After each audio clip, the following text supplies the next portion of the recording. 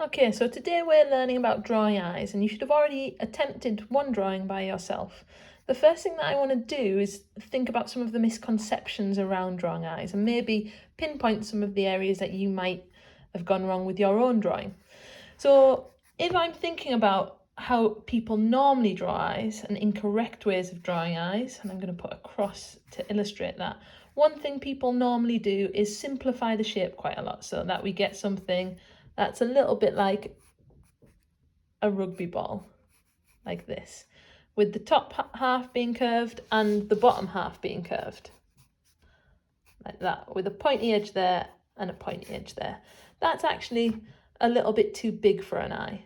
If we think about the correct shape of an eye, the top half of the eye is quite curved, like so, but maybe not as curved, and the bottom half of the eye is always a little bit less curved.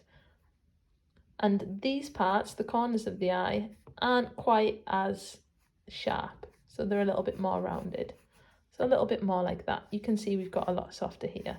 And that area there could probably do with a little bit of correcting. So I'm just gonna make that a little bit more angular, like so. So this is more like what we're looking at. So the bottom half of the eye is never as curved as the top half of the eye. The second mistake that people make is when we come to draw the iris, which is the coloured part of our eye. What people tend to do is draw a full circle, like this. Or the perception of what should be a circle like that. These two are both wrong. So with the first one, the full circle, we can never see the whole iris. Only when somebody's possibly really shocked might we see that. With this one here, this can never make a circle. It would make an oblong, so then that's wrong as well. Equally, it would be wrong if I put straight lines down there. What we actually want to do is, the iris is a circle, so we need to imagine a circle, but we're just going to cut the top of it off, like this. You can see there though that if I was to extend this out, and I'll do that lightly, like so, that would form a circle. So then we've got this circle that's got a little bit cut off the top. This is the wrong one, this is the right one. You can see as well how this one's starting to look a little bit more realistic than this one. It's important to remember that what we're drawing here is a generic eye. So we're just looking at the generic structure of an eye, whereas as you'll have seen from the slides that you've been shown in lesson, all eyes are different and everybody has little changes to the shape of their eyes that we need to observe as closely as possible if we want something to look realistic. The next part is the pupil. Obviously, this is a circle within the middle of the eye like that. And this is where the light reflects into the eye so that we can see things. So when we're drawing that, we need to show that reflection. So rather than just draw a full circle, what I'm going to do is I'm going to draw a circle like this, and I'm just going to cut it off so it looks a little bit like a crescent moon, like so. And we want that normally to be in the centre of the iris, and that's always going to be the very darkest part of the eye, so I can shade that in. That little crescent moon that's cut out there, this is the reflection of where the light would go.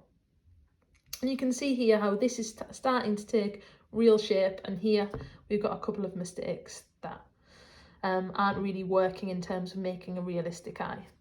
If I go to this top one, what we want to think about now is the texture that's in the iris. So if you look in the mirror, or if you look at an eye, you'll see that we have these little inflections, little darker shades within the eye that create a kind of linear texture. Sometimes people represent this like that. Again, that doesn't look right. It looks like there's a spider living inside the eye.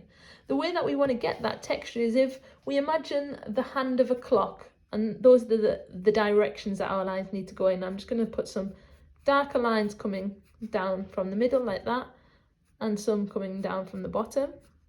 And they all end at different points, so they kind of interweave with each other. And I'm just going to go around my whole eye and do that, changing the angle, thinking about that hand of the clock. And then what I want to do, I'm going to leave that circle there where the reflection is. Then what I want to do, just to make sure that I make the iris the correct tonal contrast, is just brush over that with a lighter tone so that that texture's there, but it's not too harsh and it's not coming up too much. And we can see that we're starting to get even more realistic now. Around the iris, we always have a darker line, so I'm just going to put that in by applying a little bit more pressure like this. And can I apologise for the shaky video? I'm trying to record and draw at the same time. So we can see now how this, even if I had a little bit of shade into there, is a great improvement on this. Now we're going to look at a couple more things. This little reflection here will be the lightest part of the eye, which means that the white of the eye can't be the white of the page. So I'm going to adjust the grip of my pencil so that I can't press down too hard. And I'm just going to brush a really light tone over this white part there, like that. So that just pushes that area back a little bit and it brings this reflection to the foreground. Here, which is the part of my eye closest to my nose where there's a tear duct, I'm just going to put that little tear duct in by adding a curved line up like that, nice and simple. And that curved line is going to follow around like this to make our bottom lid.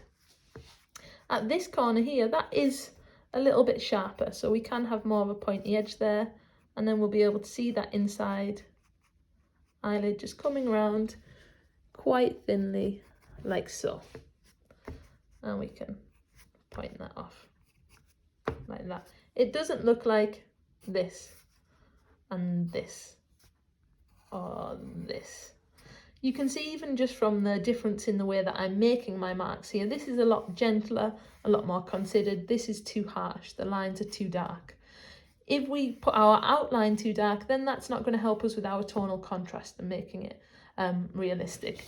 The top of our eyelid is always a lot darker because that's where our eyelashes sit. So I can go along and darken that up like so.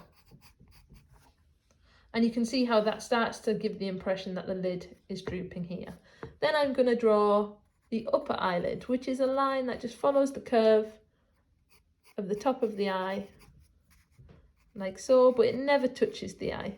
So sometimes people draw it like this. That's just a hood on it, and you can see that that doesn't look realistic. Then what I'm going to do is I'm going to add a little bit of shading here. So here it's going to be a medium tone. As it moves to the centre and it curves towards the light, it's going to be a little bit lighter. And then another medium tone here. And then to really push that crease of the eyelid back, I can darken that up and try and graduate it into that so it's nice and soft.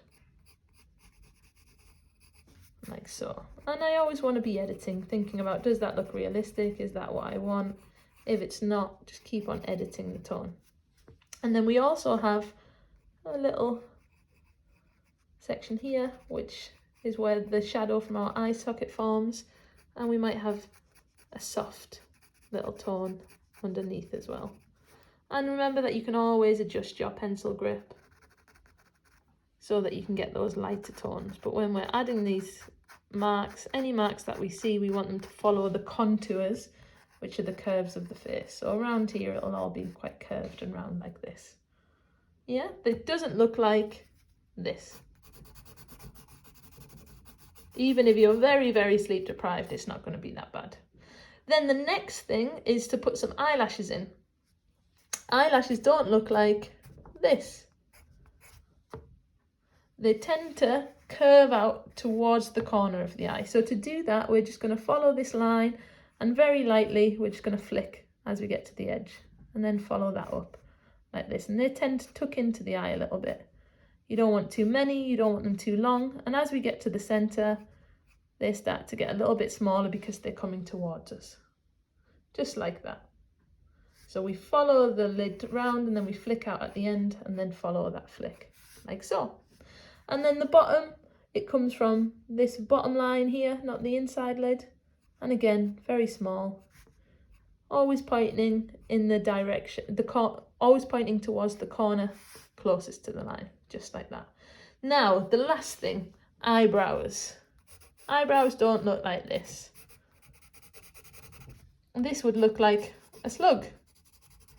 What we want to do is form the shape of the eyebrows using little line textures that represent the hairs, and we need to think about the movement of those lines and also the length of them.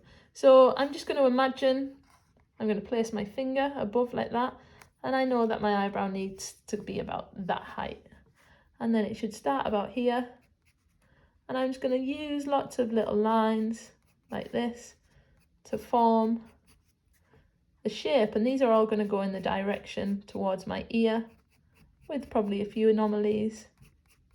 And I'm just going to use lots of little lines like so, starting off very lightly to begin with so that I can get that shape in right, like this. And you can see I've still got the shape of the eyebrow and I've got it how I want it, but it looks a lot more natural than that. And then what I can do is I can edit the tone a little bit. And it's important that your pencil's very sharp for this. Mine's could do with a sharpen, if I'm totally honest. And I'm going to follow those lines, and I'm just going to make sure that the tonal contrast is right in comparison to the rest of my image. The very last thing I'm going to do is just add some shade in here. Again, adjusting my grip so I can get it quite nice and soft and gentle.